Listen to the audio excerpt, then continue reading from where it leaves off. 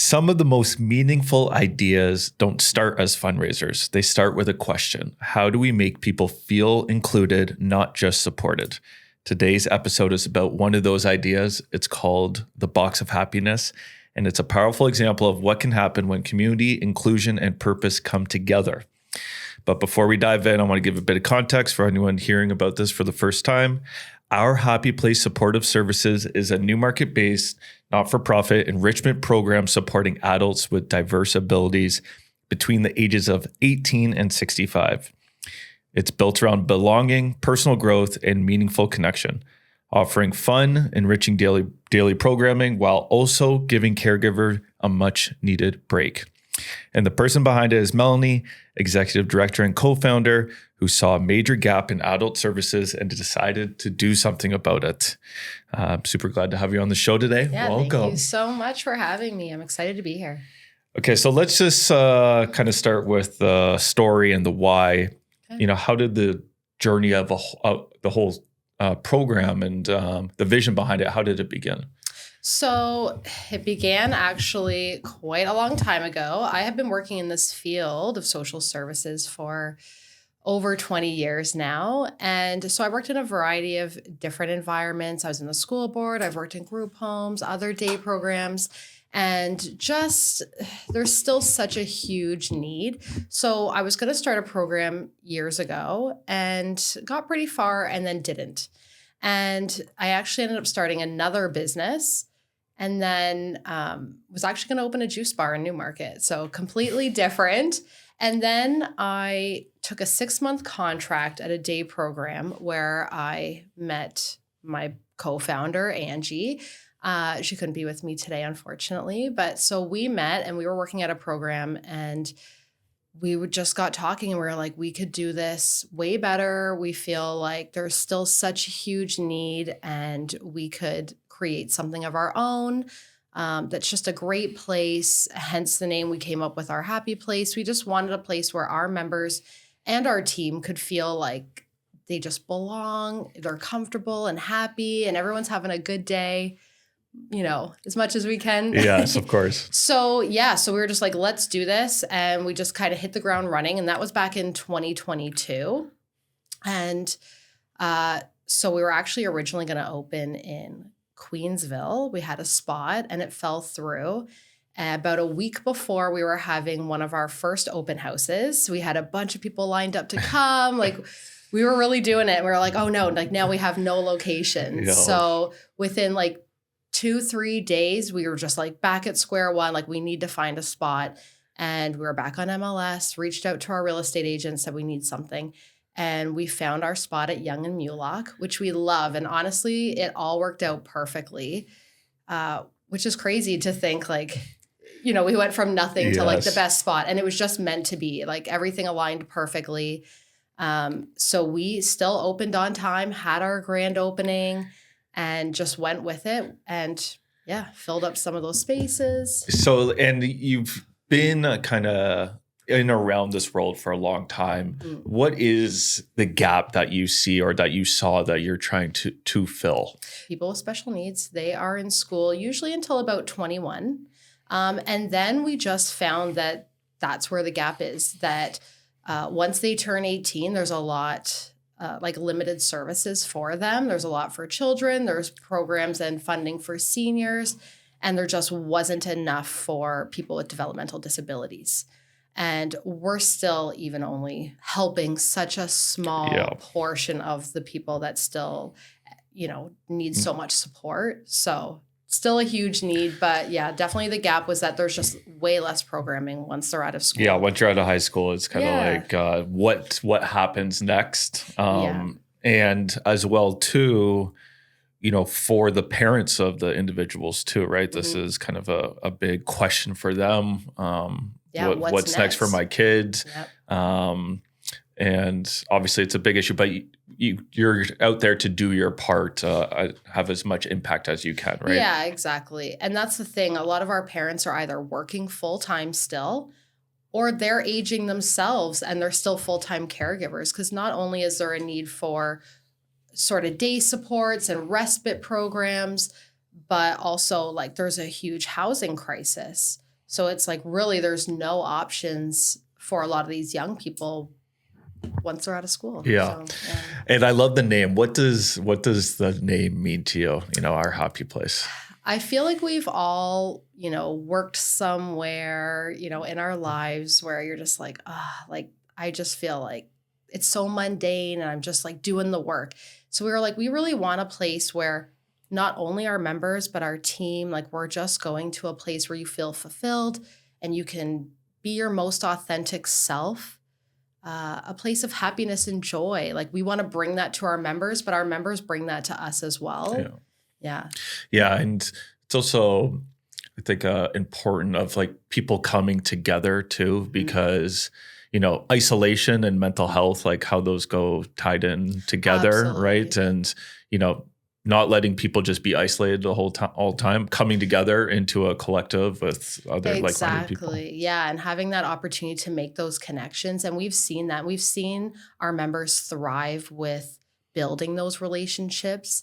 A lot of times we talk about in the field of having like paid friendships that your staff is sort of the closest person to you. You're spending a lot of time with them, but they should be able to engage equally with their own peers as well. And some of that requires some support to encourage that and teach them how to go about that. But we've definitely seen our members really like come out of their shells and be, their best selves and make those connections with others. Yeah, you have to make like the place, the environment available, even if it takes some pushing and some encouragement and, but it has to exist exactly for the opportunity to even be there, right? Yeah. And especially, we started in 2022, so it was still like going through COVID, and a lot of these people, whether they were in school or not, were isolated. They were not in any programs. They were not going to school. Everything was virtual.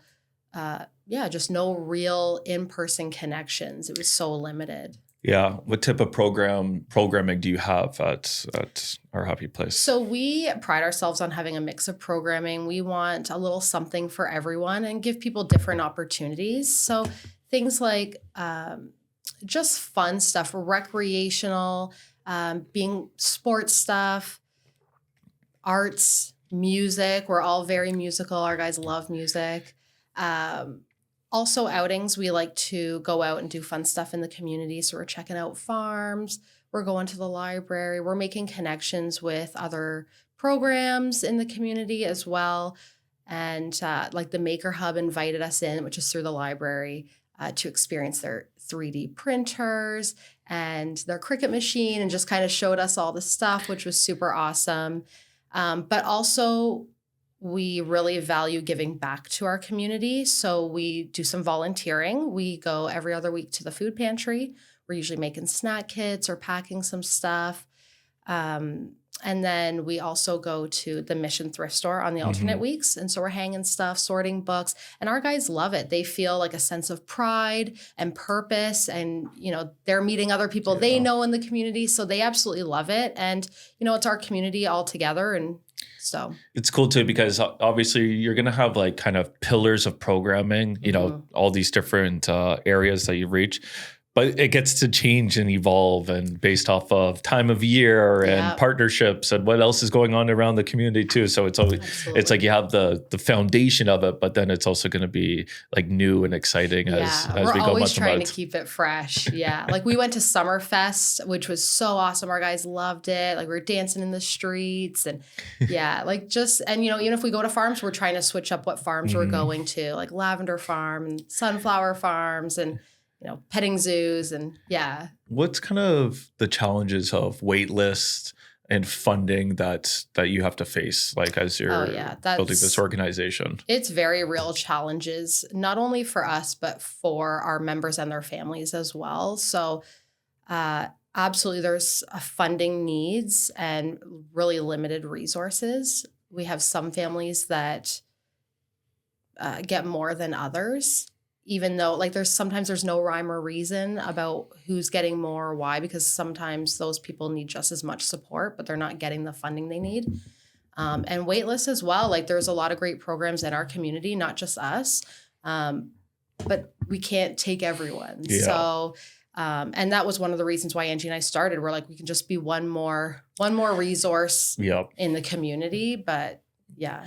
And even from the funding standpoint, that's kind of led you to this unique fundraiser, the subscription box, the Box of Happiness. Yes. I love the idea of it. So give me the full run through of, from idea to putting it into practice to launching it now. Talk to me about the Box of Happiness. Okay. So the Box of Happiness has been an idea of mine for almost like about a year now. And so we just became a not-for-profit organization last January. And obviously with that change comes a lot of paperwork and getting sort of our ducks in a row there. And I went, next year for 2026, I really want to have a solid plan. And so I was like, I want to do this initiative, the Box of Happiness. So it is a seasonal subscription box with locally curated items designed to inspire happiness and joy throughout the year. And what I love about it is it's not only supporting our Happy Place and our programs and members, but also our community and our local businesses. And that's important to us. And even me specifically, I was a small business owner myself. I had a local juice business. And so I did a lot of farmers markets. So I made a lot of friends there. And I want to include them in this journey and sort of give back to the community and promote us as well. So. And so is it launching this year? Yes, it is launched. And it's a seasonal. So we're going to get 4 boxes delivered throughout the year. And the first one will be March? The first one is March 20th that it'll be delivered. So people can purchase them now on our social media and our website up until March 1st for the spring box. And then we're delivering on March 20th, which is the first day of spring and the International Day of Happiness. Oh, nice. So we thought that was a perfect fit to start. I love it. I love it. It's I think it's a great idea. So thank you.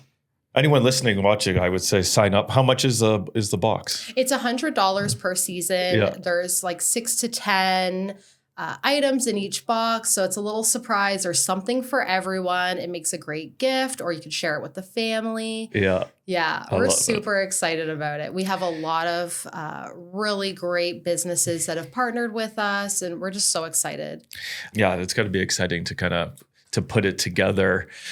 And, from the lens of you being a business owner yourself, is like, it's a unique way to support small businesses, get awareness out for them too. They're going to be able to reach new people and with something good behind it, right? Yeah. And I'm excited because I feel like our community is so giving and so supportive and inclusive that it's just a way for us to kind of all work together. Yeah. And it's a unique one too, right? Mm-hmm. We've seen lots of fundraisers and donation campaigns too, but this is a cool, unique one too. Thank you. So you have the idea of it, and how does the members of our Happy Place kind of all tie it in and include it in the box? Yeah, so they have a meaningful role. They are going to be helping pack the boxes and delivering the boxes with us, which we're super excited about. So obviously, they have some experience packing stuff from the food pantry, and I just thought this is a great way for them to be hands-on and be a part of it, because not only does it support them, but they deserve an opportunity to give back and be a part of something bigger. It's for them, by them. Yes. Yeah. And what would kind of success for this program look like for you? For the Box of Happiness, like what's a home run look like? And then the funds raised, how does that kind of tie back into the organization and helping everyone out? I feel like success for this is just to get more exposure, obviously give back to the community while raising funds for us.